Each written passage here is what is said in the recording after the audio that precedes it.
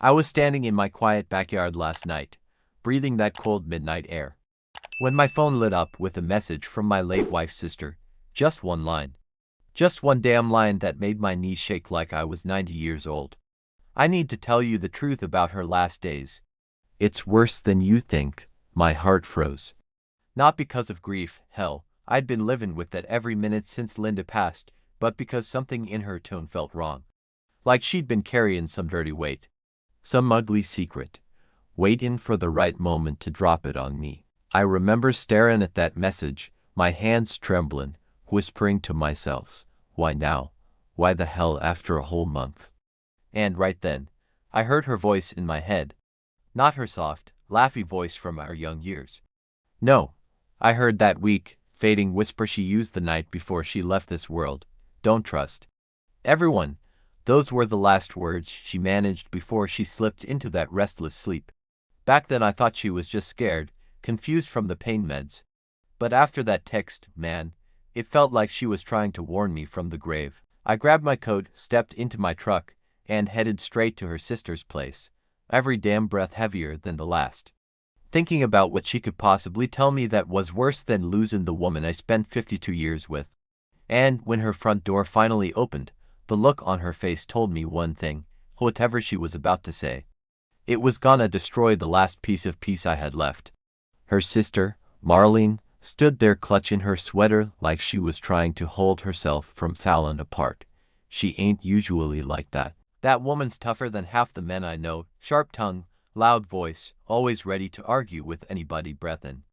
But tonight, she looked small, shaky, scared. Come in. We gotta talk, she whispered. I stepped inside that dim little living room, the smell of old candles and dust hitting me like a memory I didn't when now remembered. Linda used to clean this place every Sunday, laughing about how Marley never lifted a finger unless it involved gossip or wine.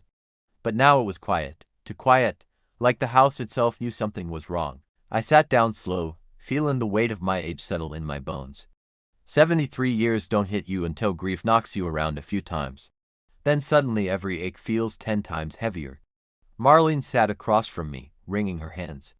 Before I say anything, she muttered, eyes reddening, you gotta promise you won't blow up, it ain't my fault.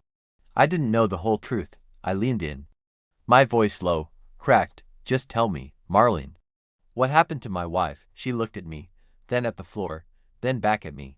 There was someone coming to see her, she said quietly. Someone she didn't want you to know about. My heart kicked up, sharp, confused. What do you mean someone? I growled. She didn't have nobody but family. Don't play games with me. No, it's not like that, she said quickly, tears brimming.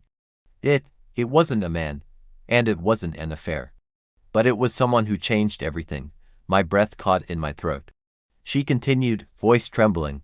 The day before she died, Linda told me she was scared. She said she found out something real bad. And she didn't know how to tell you. I felt my stomach twist, my palms went cold, my heartbeat felt loud in my ears. What did she find out? I asked, barely breathing. Marlene swallowed hard, then leaned forward and whispered, it was something about your family. About someone close to you. I froze. My family, someone close to me. Her eyes filled, one tear slipping down. She left you a message, she said, and she told me to give it to you. But only when I was sure you were ready. My whole damn chest tightened. A message from Linda, I whispered. Marlene nodded slowly, then reached toward the drawer beside her, and when she pulled out that small, folded envelope, my whole world started tilting sideways. Marlene placed that little envelope in my hand like it was made of glass. Like one wrong move and the whole damn thing would shatter the last pieces of my life. It was thin, soft from being handled too much. My name written on the front in Linda's handwriting, shaky, uneven, like she'd been fighting her own body just to put the pen down, seeing her handwriting again. Man, it hit me right in the chest. I felt that old ache. The kind that grabs you from the inside and twists slow. I didn't open it right away. My hands were trembling, my breath went shallow. Marlene wiped her eyes with the back of her hand. She wrote it the night before she passed, she said, voice cracking. She made me promise not to give it to you unless things got worse. I looked up at her. Worse than her dying, I whispered, She didn't answer. Just looked away like she was afraid of what I'd say next. I unfolded the envelope slowly, slid out the little note inside.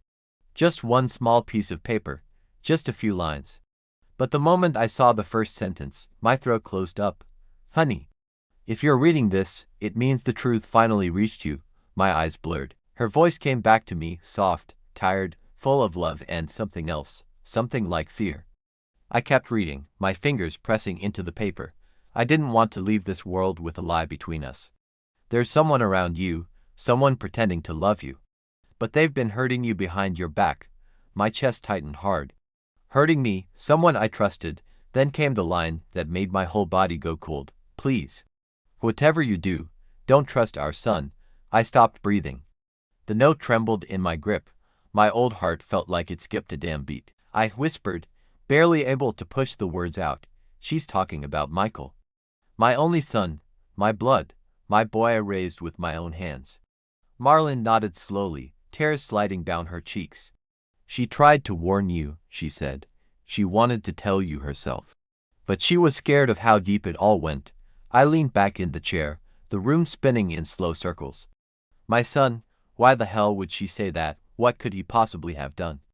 My voice cracked as I asked, Marlene. What did Michael do? She hesitated, bit her lip.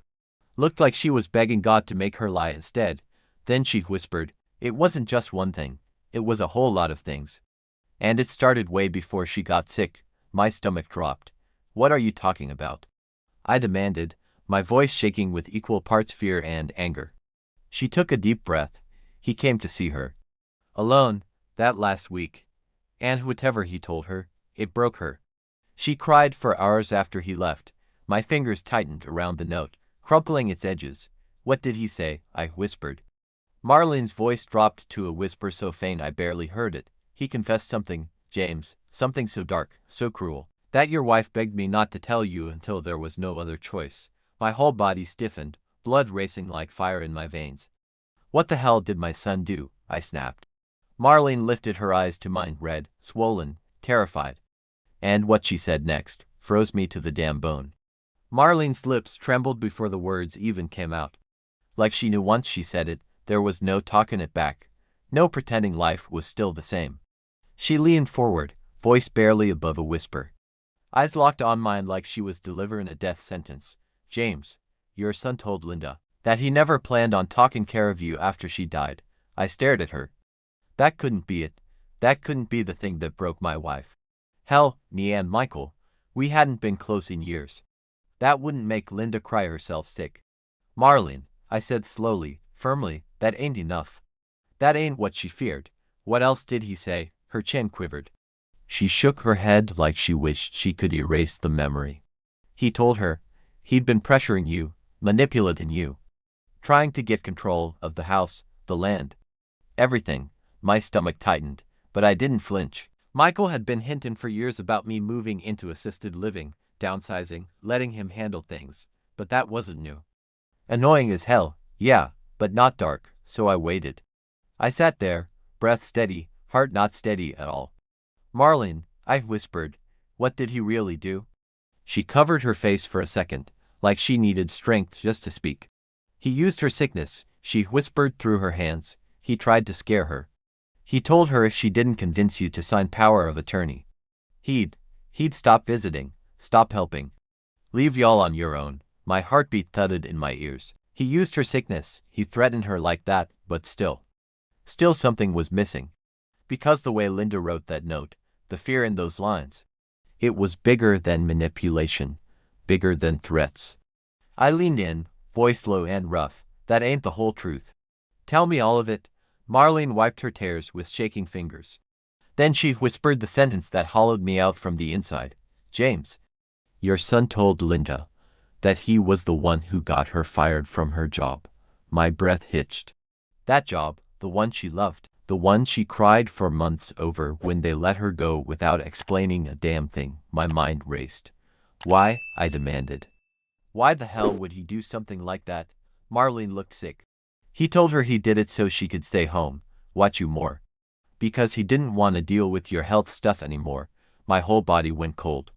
I remembered those months, Linda coming home devastated. Me thinking it was corporate nonsense, not imagining my own son, my own blood, had a hand in it. But then Marlene's voice cracked again. And I realized she wasn't done. There's more, James. My fingers dug into the arm of the chair. I felt fire in my chest, anger old men ain't supposed to feel. What else? What the hell did he do? She swallowed hard. Linda told me. She found out Michael had been going through your financial papers. Bank stuff, retirement accounts, and she caught him macking copies. I felt my pulse spike. Copies? Why the hell? And the worst part. She whispered. He said he was doing it because you wouldn't be around much longer. My heart stopped cold. Those words, those evil-ass words. Coming from the same boy I taught to ride a bike, the same boy I held when he was sick, the same boy I defended 1,000 damn times. Marlene kept talking, but her voice sounded far away. He told her he needed everything set up before your time was up. Like he'd been preparing for what? For me to die. My breath turned sharp.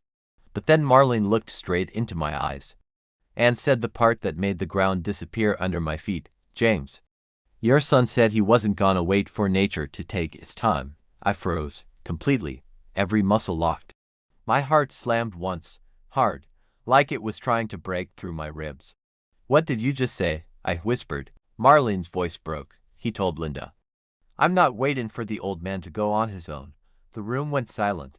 Cold, heavy, my hands shook with a kind of fear and rage I hadn't felt in all my years on this earth. My son. My only son.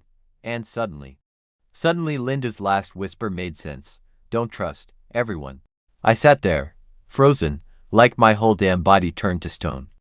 The air felt thick, heavy, like the room itself didn't want to hear what came next. Marlene wiped her face again, hands trembling so bad she almost dropped the tissue. James, that ain't even the worst part, she whispered. My voice came out low, rough, barely human. Go on, she swallowed hard, then continued. Linda told me. After Michael left that night, she checked your medicine cabinet. And she noticed something was off. My heart started pounding slow. Heavy, like warning drums. Off how? I muttered. Marlene hesitated. Your pills, the ones you take for your blood pressure, she said. Some of them were missing. My blood ran cold. Those pills were strong. The kind that kept my heart from throwing in the towel. The kind you don't mess with. I stared at Marlene, my voice barely more than a breath. You're saying he stole my medication? She nodded, eyes glossy. He took some out the bottle. Just enough that you wouldn't notice, but enough to make you weaker. My chest tightened. Weaker? Weaker for what? My fists clenched without me even realizing. Marlene, I said, my voice turning sharp. What was he trying to do? She took a shaky breath, looked down, then forced herself to look me dead in the eyes. He told Linda. He wanted everything signed over before the old man keels over. And she asked him what he meant by that. Double quotes. She paused. My heartbeat was loud, angry now, thudding like a war drum. And he told her. Marlene whispered, voice cracking, that accidents happen all the time. I felt a flash of fire shoot through my chest. What accidents? I demanded, my voice shaking with rage. Marlene's lips quivered. He said, if Dad fell, or if his heart acted up one night, nobody would question it. My stomach twisted hard. My son, my damn son, planning my death like I was some old piece of furniture talking up space. My vision blurred at the edges. I felt that familiar ache in my left side, that tightness. That warning I'd felt twice before in my life. But then Marlene's voice dropped even lower. Linda begged him to stop. She told him to leave you alone. She said she'd tell you everything. And that's when he snapped. My breath hitched. Snapped. How? Marlene's voice shook violently. He told her, if you tell him, you won't make it to next week. Everything in me went cold, dead cold, like my soul just froze in place. He threatened her, I whispered. Marlene nodded, tears falling freely. He told Linda, if she opened her mouth, he'd make sure she went early, said it right to her face. My hands shook so bad the envelope slipped from my fingers. And that's why she broke down that night, Marlene whispered. That's why she wrote you that note. She didn't know how long she had. Or what he'd do if she told you. I shut my eyes, my chest burning with a mix of heartbreak and rage I can't even put into words. my son. My only damn son. Threatening his own mother, planning my death, digging through my finances like a vulture waiting for a carcass. I opened my eyes again, slow, controlled, my voice a low growl. Marlene. Tell me straight. She looked up, shaking. I leaned forward. Every syllable dripping with a cold, deadly calm. Do you think my son had something to do with Linda's death? Marlene covered her mouth as her face crumpled. And when she finally answered, my world split open. Yes, James, I do. And Linda believed it too. I didn't say a word for a long damn minute. Just sat there, staring at the floor, feeling every beat of my old heart echo like thunder inside my chest. My wife. My Linda. Believing our own son might have helped her into the grave. And me, I'd been sitting around for a month. Grieving like a blind fool, not knowing the devil was walking around in my own bloodline. When I finally spoke, my voice came out slow, steady. Cold as a winter night in the mountains. Marlene, thank you. But I need to handle this alone. Her eyes widened. No, James, I lifted a hand, not shakily. Not weakly. Firm. I ain't dying anytime soon, I muttered, not before I make things right. Because see, when you're 73, you learn one truth real quick. You don't need strength to get justice. You need patience. And proof. And a damn good mind for detail.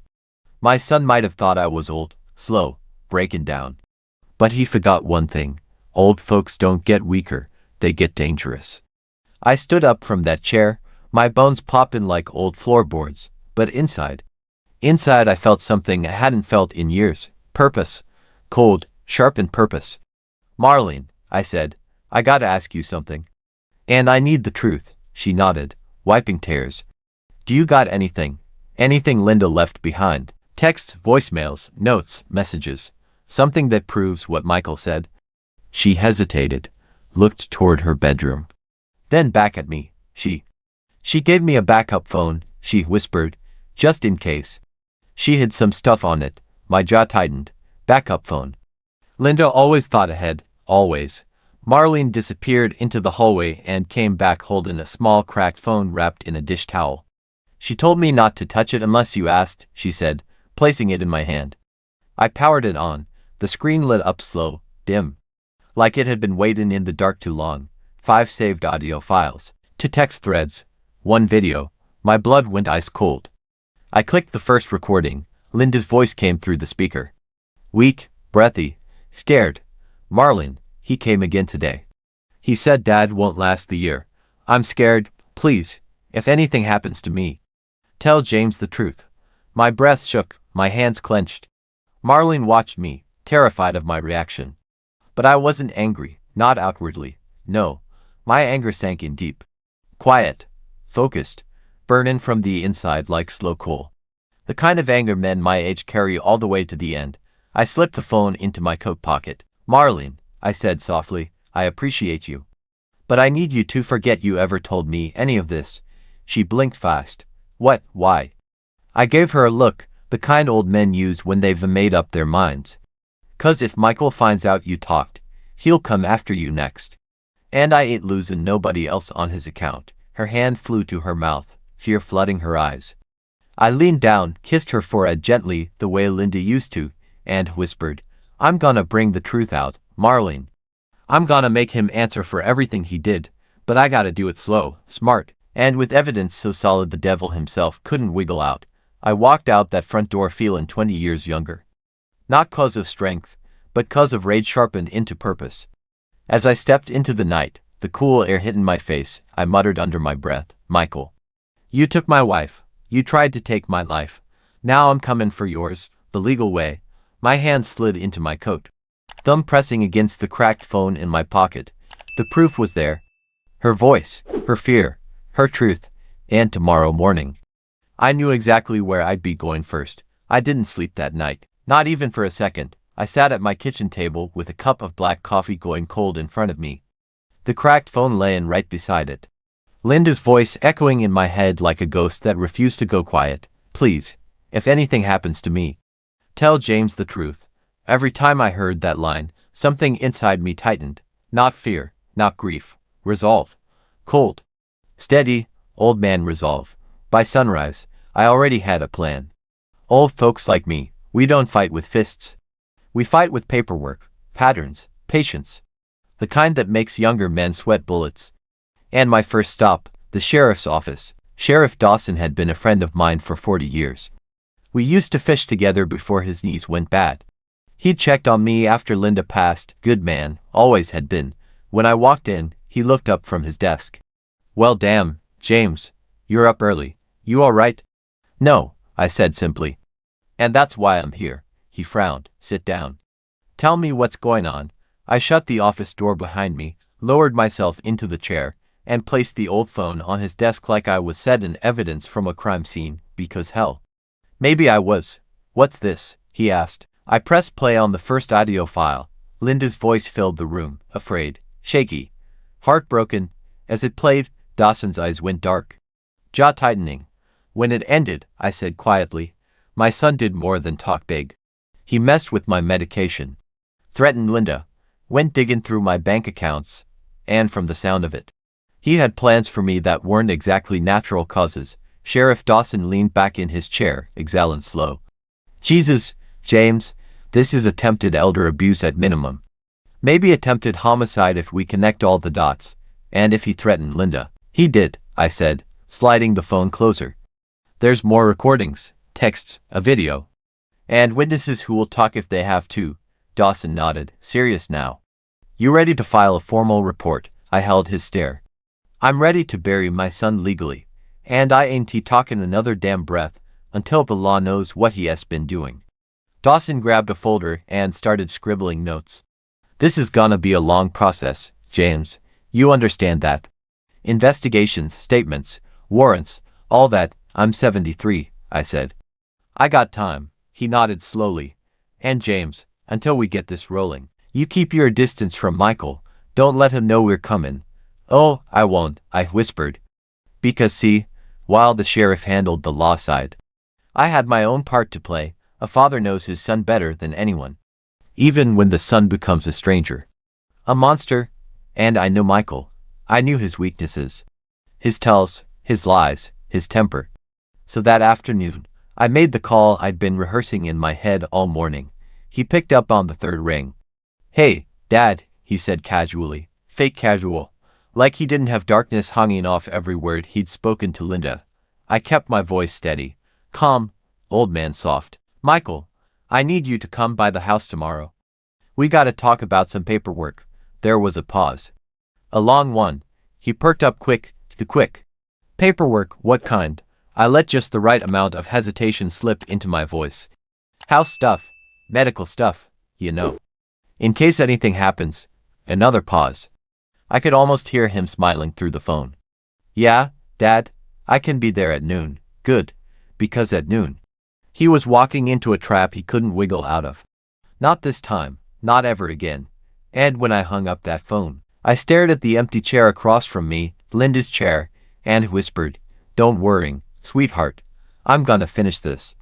For you, for what he did, for what he planned, for what he stole. Tomorrow would be the day my son learned. Old men don't get even. Old men get righteous, and righteous men don't miss. Noon crept up slow the next day, the kind of slow that makes every tick of the clock feel like it's echoing through your bones. I sat in my living room, Linda's favorite blanket draped over the back of the couch, sunlight spilling through the blinds just the way she used to like it, waiting for the knock.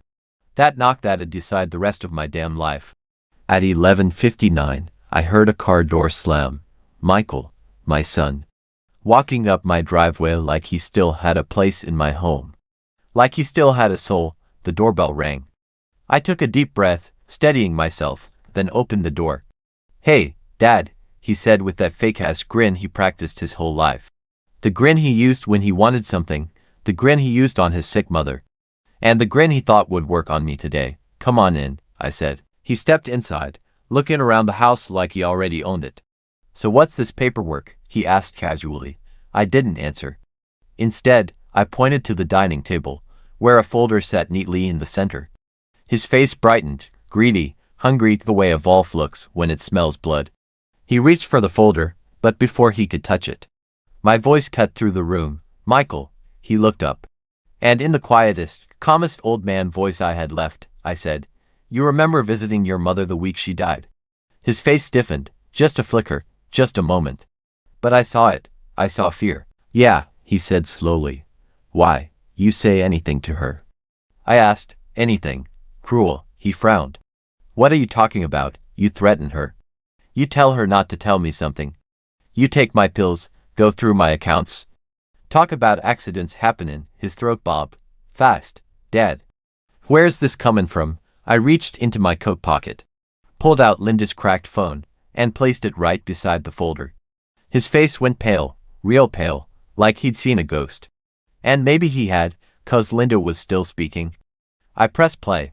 Her trembling voice filled the room. "He came again today. He said Dad won't last the year. He said he'd make sure of it." Michael froze, didn't blink, didn't breathe.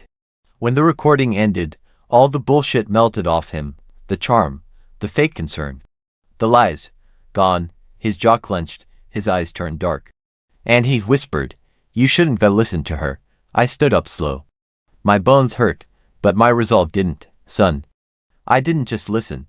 I pointed to the small camera on the bookshelf, red light blinking. "I recorded every word you just said." His eyes widened. He spun toward the front door, panic hitting him like electricity, but the moment he touched the handle, Sheriff Dawson stepped inside, badge out, handcuffs ready. "Michael Reynolds," Dawson said, voice booming through the room, "you're under arrest for elder abuse, coercion, threats, financial exploitation. And you're a suspect in your mother's death. You have the right to remain silent." Michael snapped. Dad, tell him this is a mistake. You're confused. You're old. You don't know what you're doing." Old. There it was, that word he always threw around. The word he thought made him smarter, better, invincible. But today that word didn't weaken me, it crowned me. Because I lived enough years to see what he really was. And I had enough strength left to stop him. I stepped closer, looked straight into the eyes of the boy I raised. The boy I failed, the man I didn't recognize. And I said, soft and steady, "Son, your mother died afraid of you. And I ain't dyin' afraid of you too." Dawson cuffed him. Michael screamed, cursed, begged, all of it spilling out in a panicked frenzy. But I didn't flinch, didn't move, didn't blink. I just watched as the sheriff walked him out my front door, down my steps, into the back of that patrol car. The same driveway he used to play on when he was 5. The same driveway where Linda used to wave at him from the porch. Now, he was leaving it in handcuffs. When the siren faded down the road, the house settled into a heavy silence. I sat down in Linda's chair, held her blanket, and let out a long, shaky breath, the kind of breath you release after holding pain inside for too damn long. The sun dipped low, the house grew dim. And I whispered into the quiet, "Linda, it's done. He can't hurt you anymore. He can't hurt me. He can't hurt nobody." A tear slid down my cheek, the first one I'd let myself feel since the funeral. And in the softest, tiredest old man voice, I whispered, "And that's how I learned. Being old ain't a weakness. It's a warning. A man who survives this long learns how to finish a fight the right way." The house creaked. The evening breeze drifted through the window, and for the first time since she passed, I felt like Linda could rest, and maybe, just maybe, so could I. Yo fam, before we jump in, make sure you hit that subscribe button and run up the notifications. We drop fire emotional revenge stories every day. And when you're done watching, slide over to the playlist on the end screen for more wild family twists. Drop your city or country in the comments. Let me know where y'all watching from and how this story hit you.